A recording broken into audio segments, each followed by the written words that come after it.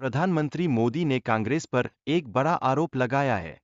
उनका कहना है कि कांग्रेस ने औरंगजेब की क्रूरताओं को भुला दिया, जो हिंदू मंदिरों को नष्ट करने वाला था। यह बातें हमें यह सोचने पर मजबूर करती है कि राजनीति में इतिहास का इस्तेमाल कैसे किया जाता है। इसी बीच यूट्यूबर रणवीर अलाहाबादिया ने एक बहुत ही विवादास्पद सवाल पूछा, कौन से 3 भारतीयों को भारत छोड़ देना चाहिए। इस सवाल ने समाज में नफरत और विभाजन की भावना को और बढ़ावा दिया है। यह सब सुनकर हमें समझना चाहिए कि शब्द कितने महत्वपूर्ण होते हैं। अब बात करते हैं रोमिला थापर की। उन्होंने कहा कि हिंदू कभी गुलाम नहीं थे, लेकिन यह विचार कुछ लोगों के लिए चुनौती बन गया है।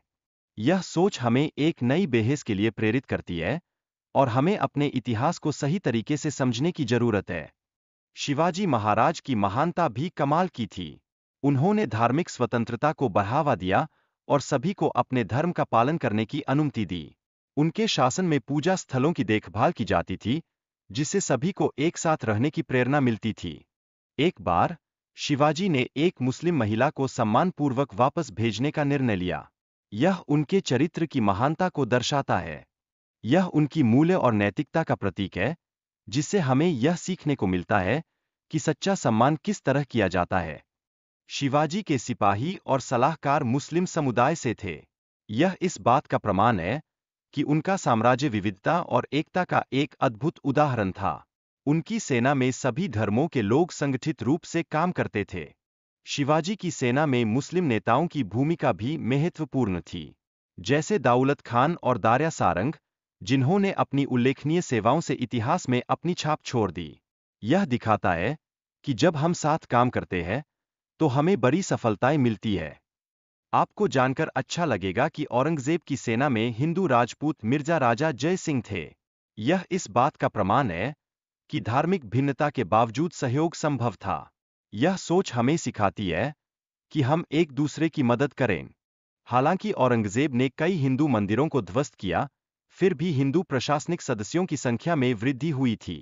यह बताता है कि इतिहास में कई कहानियां छिपी होती है, जिन्हें समझना जरूरी है। 1654 में औरंगजेब ने राणा राज सिंह को एक पत्र लिखा, जिसमें उन्होंने धार्मिक सहिष्णुता का महत्व बताया। यह दिखाता है कि भेदभाव के खिलाफ विचार कैसे हमारे समाज को और मजबूत बना सकते हैं।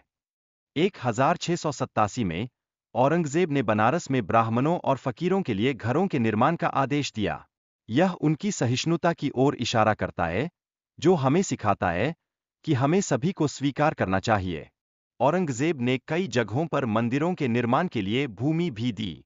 यह एक खूबसूरत कदम था, जो जैन समुदाय के प्रति समान नीति को दर्शाता है। ऐसे कदम से हमें यह समझने में मदद मिलती है कि एकता में ही बल है। कुछ इतिहासकारों का कहना है कि नरेंद्र मोदी और औरंगजेब में समानताएं हो सकती है। यह एक दिलचस्प सवाल उठाता है कि क्या वे सांप्रदायिक या धर्मनिरपेक्ष नेता हैं। हमें इस पर सोचने की जरूरत है। मोदी के भाषणों में मुस्लिम समुदाय के खिलाफ भड़काऊ टिप्पणियां शामिल हैं। इससे समाज में तनाव उत्पन्न हो रहा है। हमें यह समझना चाहिए कि शब्दों का प्रभाव कितना बड़ा होता है। छत्रपति शिवाजी महाराज ने कभी भी मुस्लिमों के खिलाफ घृणा नहीं फैलाई। उन्होंने सभी धर्मों के प्रति समानता का भाव रखा।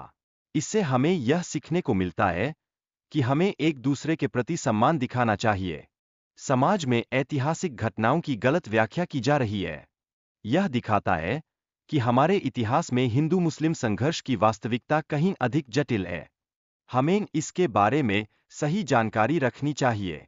आखिरी मुगल शासक बहादुर शाह जफर ने ईद के साथ दशहरा और दिवाली भी मनाई। यह उनकी धर्मनिरपेक्षता को दर्शाता है, जो हमें एकजुट करने की ताकत देती है। कश्मीर के जैनुल आबिदीन ने जिज़्या कर को समाप्त किया और गायों की हत्या पर प्रतिबंध लगाया। यह धार्मिक सहिष्णुता का प्रतीक है, जो हमें सिखाता है कि सभी के अधिकार बराबर है। हिंदू और मुस्लिम समुदायों के बीच गंगाजमुनी तहजीब की मिसालें हैं, जहां दोनों ने मिलकर त्योहार मनाए और कला के क्षेत्र में सहयोग किया। यह बात हमें दिखाती है कि प्यार और सहयोग से हम सब क्या कर सकते हैं। राजनीतिक विभाजन की कोशिशें हमारे इतिहास में हमेशा रही है, लेकिन हमें एकजुट रहकर इनका मुकाबला करना चाहिए। हमें अपने पूर्वजों की उपलब्धियों को याद रखना चाहिए, ताकि हम सच्चाई को समझ सकें। व्हाट्सएप और मीडिया के माध्यम से फैलाई गई नफरत का मुकाबला करने के लिए हमें सच को फैलाना होगा।